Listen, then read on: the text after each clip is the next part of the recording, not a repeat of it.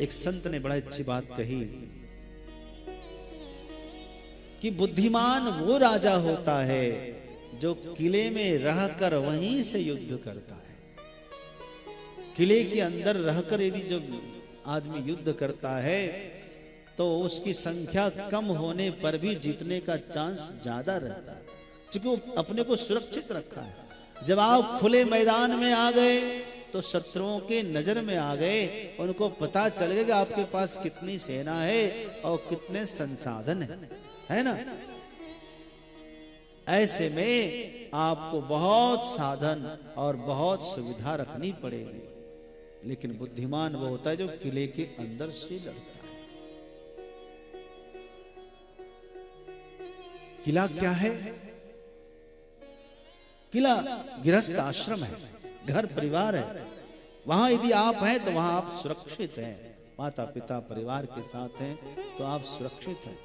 लेकिन मुझे तो ऐसा लगता है आदमी कहीं कोई सुरक्षित नहीं है। कहीं सुरक्षित है, कहीं सुरक्षित नहीं। आप देखिए ना क्या क्या हो रहा है। सबसे मजबूत यदि किला कोई है, यदि मुझसे पूछे तो मैं कहूंगा, और संत कबीर कहते हैं, क्या कहते हैं सुनिए। करु सतसंग भरम गढ़ टूटे, करु सत्संग भरम गढ़ टूटे। यदि सत्संग करते हैं तो भ्रम का जो मोह का किला है वो टूटेगा और मजबूत किले में हम सुरक्षित रहेंगे। सत्संग जो है यही मजबूत किला है, यही। अच्छा, आपने सुना होगा पूज्य भर्तृहरि के बारे में। भर्तृहरि महाराज जब वैराग्य का वेश लिए और मां से भिक्षा लेने लगे, मां मुझे अब वैराग्य हो गया, कुछ भिक्षा तुम दे दो जिसको लेकर मैं जाऊं। हाँ मां, कुछ विशेष भिक्षा देना जो कि तुम्हें याद करता रहूंगा। मां ने कहा बेटा हाँ मैं तुम्हें भिक्षा दे रही हूं। 3 भिक्षा दिया। पता है क्या बेटा, एकदम मखमली सैया पर, नरम सैया पर सोना, नरम नरम बिछौने पर सोना। दूसरा बेटा, दूसरी भिक्षा ये दे रही हूं कि तुम बढ़िया बढ़िया स्वादिष्ट व्यंजन खाना। और तीसरी भिक्षा क्या, मजबूत किले के अंदर रहना। भर्तृहरि नाराज हो गए, ये क्या दे रही है? अरे मैं बैरागी हो रहा हूं, मैं विरक्त बन करके वन में जा रहा हूं और ये सब कुछ भी संभव नहीं। वहां कहां स्वादिष्ट भोजन, वन में कहां मिलेगा नर्म नर्म सैया सोने के लिए, और कहां मिलेगा मजबूत किला? ये सब तो राजपाट में मिलता है।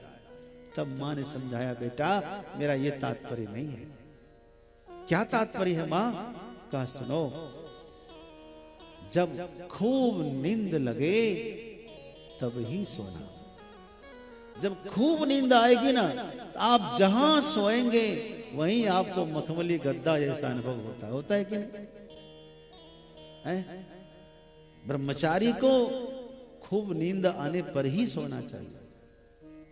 ऐसे यदि आप सोने लग जाएंगे तो बहुत सारे दोष आपके अंदर आ जाएंगे, जैसे स्वप्न दोष है, स्वप्न का विकार है, जैसे आलस्य है, बहुत सारे कुविचार है। तो इन सब को स्थान ना मिले, इसलिए खूब नींद आने पर ही सोना चाहिए। इससे स्वप्न होगा ही नहीं। और मैं बताऊं आपको कि मुझे स्वप्न आए हुए बहुत दिन हो गए, मुझे स्वप्न होता ही नहीं। नींद आए, सेकंड की सुई एक चक्कर लगाए उससे पहले नींद आ जाती है। 1 मिनट होने से पहले नींद आती है। नींद जब खुल गई तो बिस्तर उठा लीजिए, ये नहीं कि फिर पड़े रहिए आप। ये तात्पर्य था पुत्र, खूब नींद आए तब सोना, दूसरा, खूब भूख लगे ना एकदम, तब खाना। हमारी माताएं क्या करती थी, दूध दही जिस बर्तन, मिट्टी के बर्तन में रखती थी ना, तो जब दूध खाली करे, दही खाली करे, मिट्टी के बर्तन को धो के फिर उसको सुखाती थी, धूप में रखकर सुखाती थी, उसके बाद फिर उसमें रखती थी। यही होता है ना।